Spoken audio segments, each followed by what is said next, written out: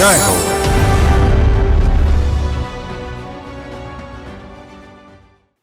నమస్కారం. అతి సామాన్యుల అసమాన గాథల సమాహారం ఈటీవీ జైహోకు స్వాగతం. కోవిడ్ నిరోధక వస్త్రాలు రూపొందిస్తూ పారిశ్రామికవేత్తగా ఎదిగిన ఓ యువతి ఇంటి ముందుకే బడిని తీసుకొచ్చి అభాగ్య బాల్యంపై అక్షర వెలుగులు కురిపిస్తున్న ఓ ఉపాధ్యాయుని, పర్యావరణ హితకారుణ్యంతో అరుదైన కొంగబావులకు ఆతిథ్యమిచ్చి పెంచి పోషిస్తున్న ఓ పరిశోధకురాలు. ఇలా ముచ్చటైన 3 స్ఫూర్తిదాయక కథనాలతో మీ ముందుకొచ్చింది ఈటీవీ జైహో. జై హో.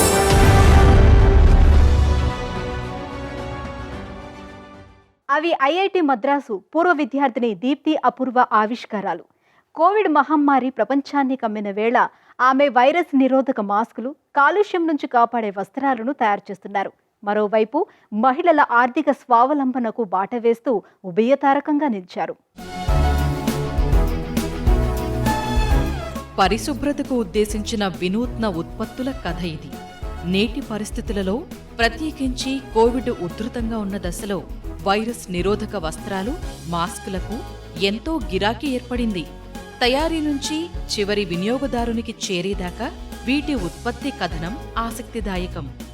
ఎవరు ఉత్పత్తి చేస్తున్నారో, ఎవరు నిర్వహిస్తున్నారో తెలుసుకోవటం అవశ్యం. నేను ఇక్కడ 2 సంవత్సరాల నుంచి వర్క్ చేస్తున్నాను. నేను ఇక్కడ అమెజాన్ సెల్లార్, మళ్ళీ డెలివరీ లాజిస్టిక్స్ చేస్తూ ఉంటాను. 2 ఇయర్స్కు ముందు అయితే నేను హౌస్ వైఫ్ని. मैं टेलरिंग का पूरा वर्क करती है. నేను ఇంట్లో ఉండే టైలరింగ్ పని చేస్తున్నాను, కానీ ఈ కంపెనీ గురించి తెలిసి ఇక్కడ చేరాను. నేను కుట్టు పని నేర్చుకున్నాను, మాస్కులు తయారు చేస్తున్నాను. ఇలాంటివే మరికొన్ని కొత్తవి చేయటం వచ్చింది. పనిలో కొత్త విషయాలు తెలిసాయి. నేనిప్పుడు ఎవరి మీద ఆధారపడాల్సిన పని లేదు. ఇందులో ఏదైనా చేయగలనన్న ఆత్మవిశ్వాసం వచ్చింది. इधर भी फ्रीडम हमको मिल गया कि इधर भी जा सकते हैं. ఈ యువకుడు నాగభూషణం, ఇంజనీరింగ్ విద్యార్థి. లాక్డౌన్ నేపథ్యంలో వచ్చిన విరామంలో ఈ అంకుర సంస్థలో పనిచేస్తూ గుర్తింపు తెచ్చుకుంటున్నాడు. ఎకాల్లో చేరిన తర్వాత నా ఆలోచన విధానం పూర్తిగా మారిపోయింది. నన్ను నేను తెలుసుకోగలిగాను. 4 సంవత్సరాల ఇంజనీరింగ్లో నేర్చుకునే దానికన్నా 4 నెలల ఎకాల్ ఇంటర్న్షిప్లో ఎక్కువ నేర్చుకోగలిగాను అని అనుకుంటున్నాను. మొదట్లో చాలా తిట్లు తినేవాడిని, కానీ ఆ తిట్ల ద్వారానే నేను ఎంతో నేర్చుకోగలిగాను.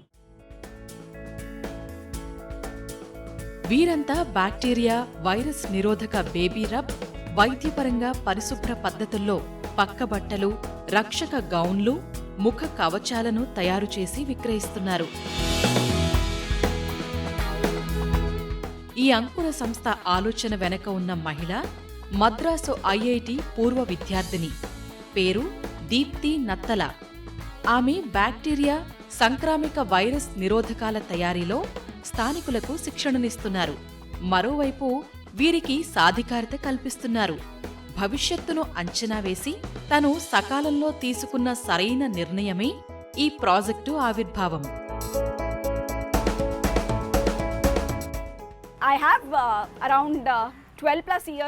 నాకు 12 ఏళ్లకు పైగా అనుభవం ఉంది. అనేక బహుళజాతి సంస్థల్లో పనిచేశాను. అదే సమయంలో అద్భుత సుందర లోకాలు చూసేందుకు నా డబ్బు, సమయం వెచ్చించాను. తద్వారా ఎంతో నేర్చుకున్నాను. ఉదయం 9 నుంచి సాయంత్రం 6 దాకా చేసే ఉద్యోగాల్లో అర్థం లేదనిపించింది. మరెంతో నేర్చుకోవాలంటే మీ సృజనాత్మక శక్తికి విముక్తి కల్పించాలి. సిక్కిం రాజధాని గ్యాంగ్టక్లో విపాసన తరగతులకు హాజరయ్యాను. బహుశా 5వ రోజో లేక 6వ రోజో హెకాల్ ఆలోచన నా మనసుకు తట్టింది. నేను విదేశాల నుంచి తిరిగి వచ్చాక ఈ కాలుష్యం నాకు పడలేదు. ఇది నా వ్యక్తిగత బాధే కావచ్చు, కానీ హానికారక నీలలోహిత కిరణాలు, ఇక్కడి శుభ్రత మీద నాకు అంతర్జాతీయ ప్రయాణికులు కొన్ని విషయాలు చెప్పారు. మీ దేశం ప్రకృతి పరంగా బావుంటుంది. మేము మీ దేశంలో పర్యటించి తిరిగి వెళ్లే సమయంలో ఉదరకోశ బాధలు, ముఖం, చర్మ సంబంధ ఇన్ఫెక్షన్లు వెన్నంటి వచ్చేవి అని అన్నారు. ఇలాంటి సంస్థ ఏర్పాటుకు ఆమెకు ఆలోచన ఇచ్చింది మిత్రులేనని తెలుసు. కాని వాటి తయారీకి ఏ పదార్థాలు వినియోగించారు, అవి మనల్ని ఎలా కాపాడుతాయో తెలుసుకోవాల్సిన అవసరం ఉంది. ఇది an.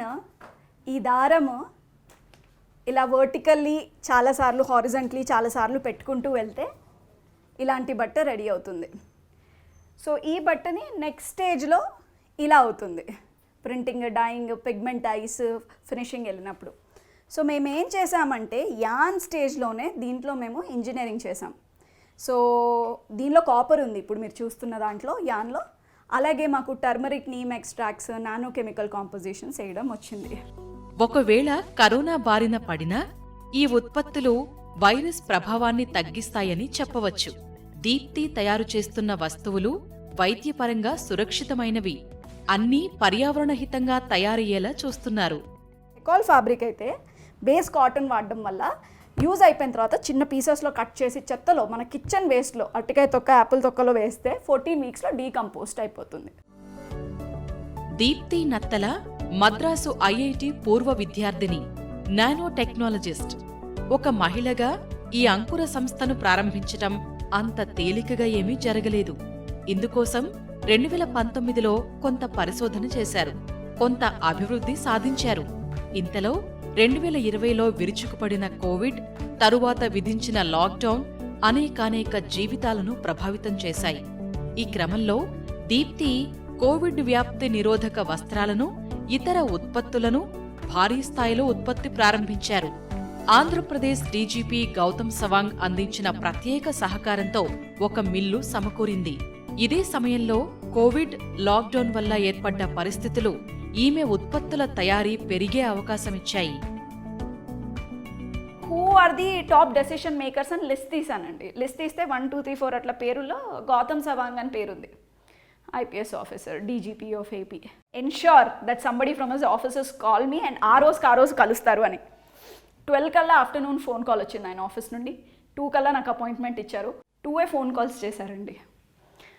The most biggest mills in India వాళ్ళ చైర్మన్స్తో మాట్లాడి, వాళ్ళకి నా గురించి చెప్పి, వాళ్ళకి నా మొబైల్ నెంబర్ ఇచ్చి, వాళ్ళ మొబైల్ నెంబర్ నాకు ఇచ్చారు. ఆ ఈవినింగ్ కల్లా మిల్స్తో సెటప్ అయ్యి నెక్స్ట్ వీక్ హెకాల్ ఫ్యాబ్రిక్ ప్రొడక్షన్లోకి వెళ్ళింది. దీప్తి UAE, ఖతార్, అమెరికా దేశాలలో పనిచేశారు. ప్రయాణాలను ఎంతో ఆస్వాదించే దీప్తి అమెరికాలో అనేక పర్యాయాలు పర్యటించారు. ఆమె ఇప్పటివరకు 20 దేశాలలో పర్యటించి వచ్చారు. ప్రయాణాలు ఎంత ఇష్టమైనప్పటికీ విదేశాలలో స్థిరపడాలన్న బంగారు కలలేవి కనలేదు. పుట్టిన గడ్డను మరిచిపోకుండా ఇక్కడి బిడ్డల భవిత కోసం కృషి చేస్తున్నారు. ఆమె స్పందన ఎంతో స్ఫూర్తిదాయకం. నేను కేంద్రీయ విద్యాలయంలో చదివాను. అది సైనికులు నివసించే ప్రాంతంలో ఉండేది. మన జనగణమన జాతీయ గీతాన్ని ఇవాళ విన్నా కూడా నా మనస్సు పొంగి రక్తం ఉరకలు వేస్తుంది. నేను దేశాన్ని అమితంగా ప్రేమించే దేశభక్తురాలిని. అందువల్ల విదేశాలకు వెళ్లిపోవాలని, గ్రీన్ కార్డో పౌరసత్వాన్నో పొందాలని ఎన్నడూ లక్ష్యంగా నిర్దేశించుకోలేదు. నేను భారత్ను ప్రేమిస్తున్నాను, చాలా సంతోషంగా ఉన్నాను అని గట్టిగా చెప్పాను. హెకోల్ ఒక అంకుర పరిశ్రమగా ప్రారంభమై 2 ఏళ్లు దాటింది. సకాలంలో సరైన వస్తువుతో ఆత్మనిర్భర్కు నిజమైన నిర్వచనమిచ్చింది. ఇవాళ దీప్తి తయారు చేస్తున్న ఉత్పత్తులు ఆన్లైన్ షాపింగ్ పోర్టల్స్లో లభిస్తున్నాయి. స్ఫూర్తిదాయక విజయాలతో ఆమె మీడియా దృష్టిని ఆకర్షిస్తున్నారు. ఇవాళ ఐక్యరాజ్యసమితి, భారతీయ రైల్వేలు, భారత పర్యాటక విభాగం, సూపర్ బజార్లు ఆమె ఉత్పత్తులకు ఘనమైన వినియోగదారులు. వ్యక్తిగా బయలుదేరి శక్తిగా ఎదిగిన దీప్తి కథనం స్ఫూర్తిదాయకం.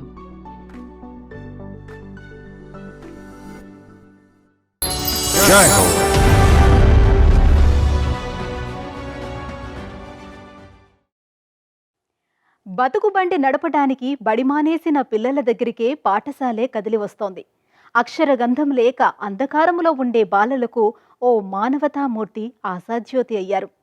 ముంబై మహానగరంలో ఇంటి ముంకటికి వచ్చి అక్షర వెలుగులు పంచుతున్న స్కూల్ ఆన్ వీల్స్ ముంబై వాసులను ఆకట్టుకుంటోంది.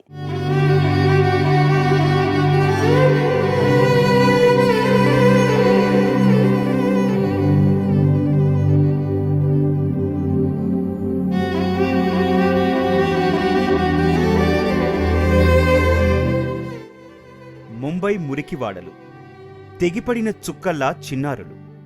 వీరికి ఆవాసం లేదు, ఆహారం లేదు, అక్షరగంధం అసలే లేదు. బడికి రాని ఇలాంటి చిన్నారుల ముంగిటకు పాఠశాలే కదిలి వచ్చింది. వీధుల నుంచే చదువు చెప్పే ఆశయంతో డోర్ స్టెప్ సంస్థ రథం వచ్చేసింది.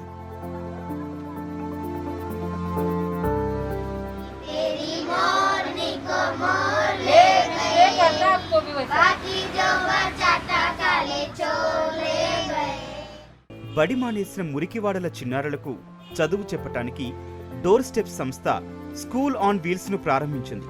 తద్వారా వీధి బాలలకు విద్య మీద ఆసక్తిని పెంచే సరదా అభ్యాస విద్య సిలబస్ ఆధారిత విద్యా బోధనకు బీనా లష్కేరీ అనే ఉపాధ్యాయుని 1988లో శ్రీకారం చుట్టారు.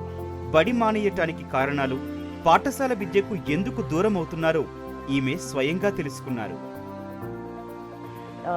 Doing the follow-up of the dropout students, and I came to know that there are many students. Dropout students ని తిరిగి బడికి రప్పించే యత్నాల్లో ఉండగా కొన్ని విషయాలు తెలిసాయి. అసలు బడే ఎరగని చిట్టు చేతులు చేపల పరిశ్రమలో పనిచేస్తున్నాయని, కొందరు చిత్తు కాగితాలు ఏరుతున్నారని తెలిసింది.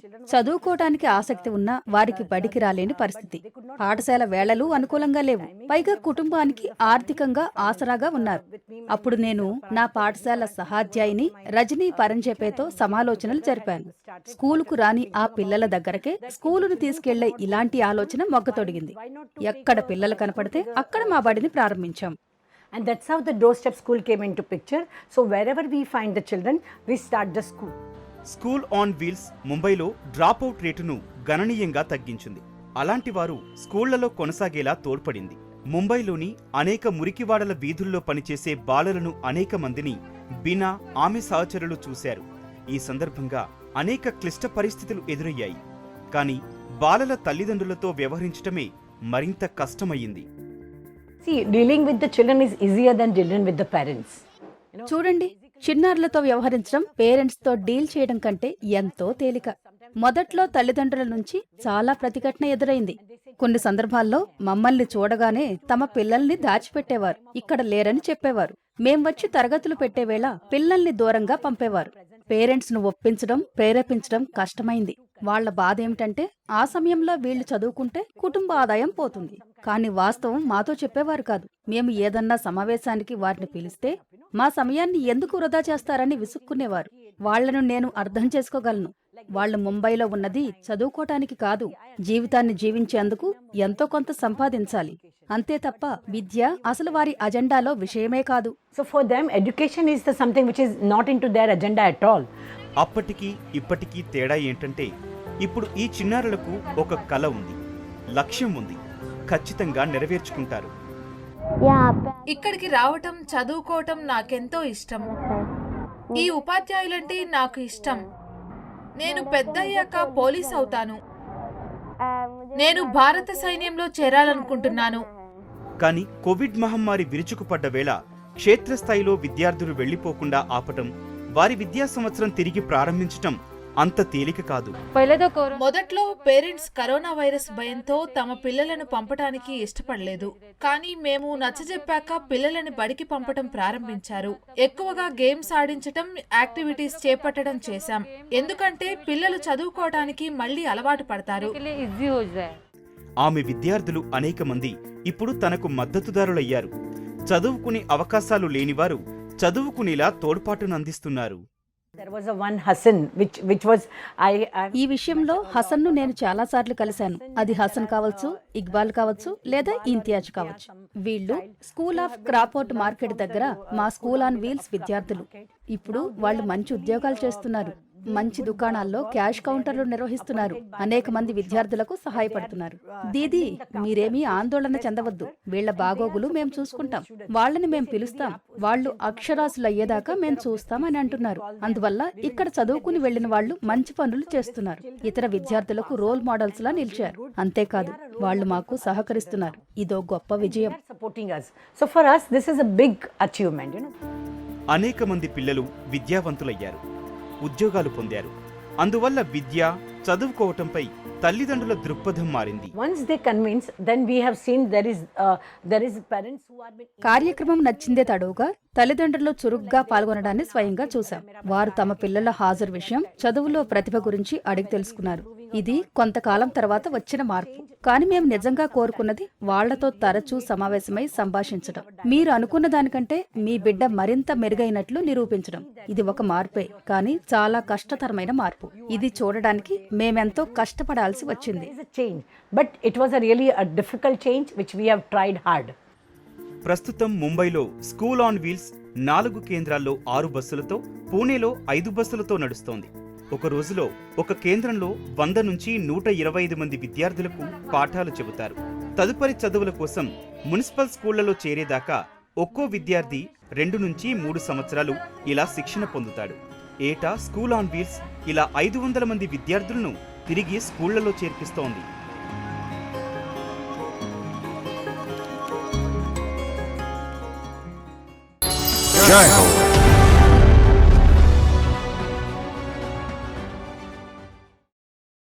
చిటారు కొమ్మన నిటారుగా నిల్చొని తపస్సు చేస్తున్నట్లుంటాయి కొన్ని రకాల కొంగలు. పర్యావరణ పరిరక్షణలో గొప్ప పాత్ర పోషించే ఓ అరుదైన జాతి కొంగలు మహా సహాయక కొంగలుగా ప్రసిద్ధి చెందాయి. అస్సాంలో హార్గిల్లాలుగా ప్రసిద్ధి చెందిన ఈ పక్షులు అంతరించిపోతున్న జాబితాలో చేరాయి. ఫలితంగా పూర్ణిమాదేవి బర్మన్ అనే పరిశోధకురాలు ఏకంగా మహిళా సైన్యాన్ని ఏర్పాటు చేశారు. అరుదైన కొంగజాతి సంరక్షణను ఉద్యమ స్ఫూర్తితో చేపట్టారు.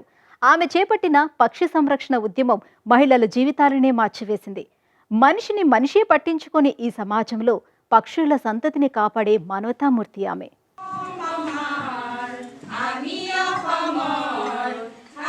ఈ పాట ఏదో వేడుకలో వినోదం కోసం పాడే జానపద గీతం కానే కాదు.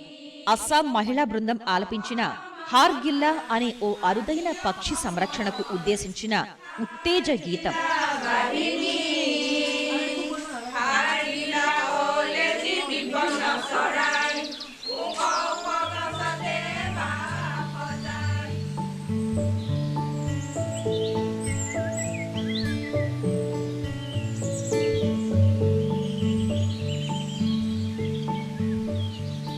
హార్గిల్లా రంగుల కొంగ బావ, ది గ్రేటర్ అడ్జుటెంట్ స్టార్క్, మహా సహాయక కొంగ. అస్సామీ భాషలో హార్గిల్లా అంటారు. పర్యావరణ పరిరక్షణ స్వభావం వల్ల ఆంగ్లంలో ఈ కొంగను స్కావెంజర్ బర్డ్ అంటారు. ఒకానొక సమయంలో గువహతీలో బాగా కనపడేవి. ఇప్పుడు చాలా అరుదుగా కనబడుతున్నాయి. పక్షులపై పరిశోధనలు సాగిస్తున్న పూర్ణిమాదేవి బర్మన్ ఈ కొంగల సంరక్షణకు తీసుకున్న సంకల్పం వెనుక ఓ ఆసక్తిదాయక ఘటన ఉంది. One day I got a call from a person and I rushed to a village called Dodora in Kamrup district of Assam and ఒకానొక రోజు ఒక వ్యక్తి నుంచి నాకు ఫోన్ వచ్చింది. వెంటనే నేను కామరూపక్ జిల్లాలోని దొదొరా గ్రామానికి వెళ్లాను. నా పీహెచ్డీ పరిశోధన సమాచార సేకరణకు వచ్చాను. ఈ క్రమంలో ఓ సంఘటన జరిగింది. ఒక వ్యక్తి పక్షి గూడు కట్టుకున్న చెట్టును నిర్దాక్షిణ్యంగా నేలకూల్చాడు. ఆ చెట్టుకు ఉన్న 9 గూళ్లలోంచి చిన్న పక్షి పిల్లలు కింద పడిపోయాయి. నేను చెట్టు కొట్టేసిన వ్యక్తిని ఎందుకిలా చేశారని ధైర్యంగా అడిగాను. అది సరికాదని వివరించాను. వాళ్ళు కోపంతో నాపై కేకలు వేశారు, ఎగతాళి చేశారు. హార్గిల్లా పక్షి మంచి శకునపు పక్షి కాదని, అది వ్యాధులు కలగజేసే సూక్ష్మ క్రిములను మోసుకొచ్చే పక్షి అని వాదించారు. ఆ రోజు నేను ఓ విషయం గ్రహించాను.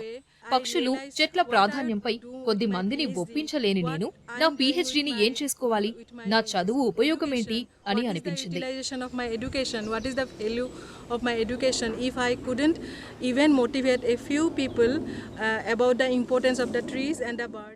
ఇలాంటి పక్షుల సంరక్షణకు స్వయంగా చొరవ తీసుకోవాలని ఆ సంఘటన పూర్ణిమకు ప్రేరణనిచ్చింది. నేను గ్రహించిన విషయం ఏంటంటే, మేము ప్రజలతో కలిసి పనిచేయాలి. పక్షుల చరిత్రను ఎక్కించాల్సింది పరిశోధనా పుస్తకాల్లోకి కాదు, ప్రజల మనసుల్లోకి అని తెలుసుకున్నాను. మరుసటి రోజు నుంచే అరుదైన కొంగజాతి పక్షుల సంరక్షణకు పనిచేయాలని నిశ్చయించా. ప్రజా భాగస్వామ్య ప్రాజెక్టుగా తీర్చిదిద్దాలన్న ఉద్దేశంతో మర్నాటి ఉదయమే ఈ ఊరు వచ్చాను. ప్రజలను కలుసుకున్నాను. ఆ రోజు నుంచి గ్రామంలో దాదాపు 10,000 కుటుంబాల వారిని కలిశాను.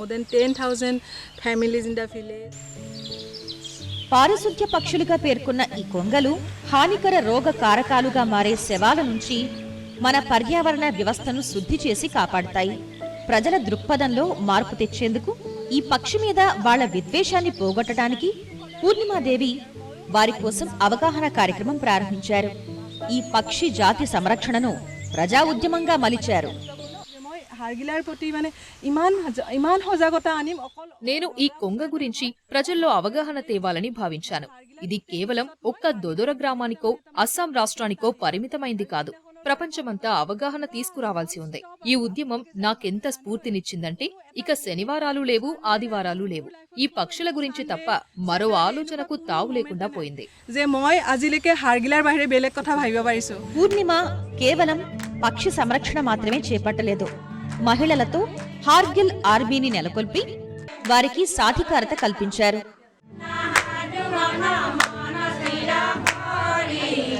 పక్షి సంరక్షణపై అవగాహన ఏర్పరిచారు. బట్టల వ్యాపారంలో వీరిని ప్రోత్సహించారు. పూర్ణిమ చొరవతో సుస్థిర జీవనోపాధి లభించింది. Hargilla Army means not only women actually. It is a Hargila army అంటే కేవలం పక్షి సంరక్షణలో గ్రామీణ మహిళలు, వారి సాధికారత మాత్రమే కాదు, అది ఆమె కుటుంబం, ఆమె భర్త, ఆమె పిల్లలు, ప్రతి ఒక్కరూ సభ్యులే. ఆమె పోషించే పాత్ర మొత్తం హార్గిల్లా ఆర్మీ పాత్రకు సంబంధించినదిగా భావించాలి. her entire family plays to be as Hargilla Army.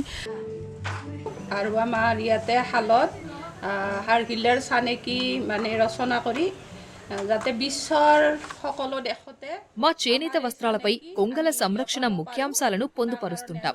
అలా సందేశం ప్రపంచమంతా విస్తరించాలని భావిస్తున్నాం. ఈ పని ద్వారా మేము స్వయం సమృద్ధి సాధించాం. మాకే కాకుండా మా పిల్లలకు ప్రయోజనకరంగా ఉంది. আমাৰ ল'ৰা ছোৱালী সকলোকে আমি ইয়াৰ পৰা স্বাৱলম্বী কৰিব পাৰিছোঁ বা তেওঁলোকক আমি সহায় কৰিব পাৰিছোঁ. హార్గిల్లా ఆర్మీని స్వయం పోషకంగా తీర్చిదిద్దడంలో పూర్ణిమాజీ మాకు మార్గదర్శనం చేశారు, ఓ అవకాశం కల్పించారు. పర్యావరణ వ్యవస్థ క్షీణ దశలో ప్రమాదంలో ఉన్న ఈ తరుణంలో పూర్ణిమాదేవి లాంటి పర్యావరణవేత్తలు మరింత మంది రావాలి. అవగాహన ఉద్యమాన్ని మరింత ముందుకు తీసుకువెళ్లడం అత్యంత ఆవశ్యకం.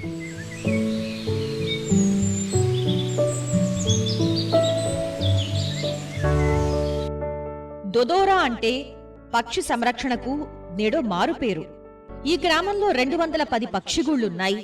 ప్రపంచంలోనే ఇది అరుదైన కొంగజాతి ఆవాస కేంద్రం. పూర్ణిమ కృషికి గుర్తింపుగా గ్రీన్ ఆస్కార్గా భావించే వైట్లీ పురస్కారం లభించింది. ఇక స్వదేశంలో నారీ శక్తి సత్కారం వరించింది.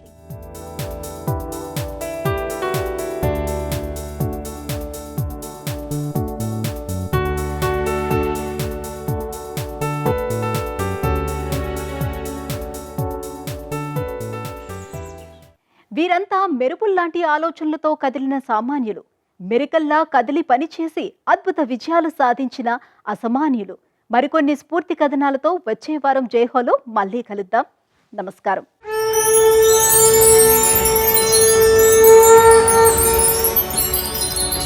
జై హో.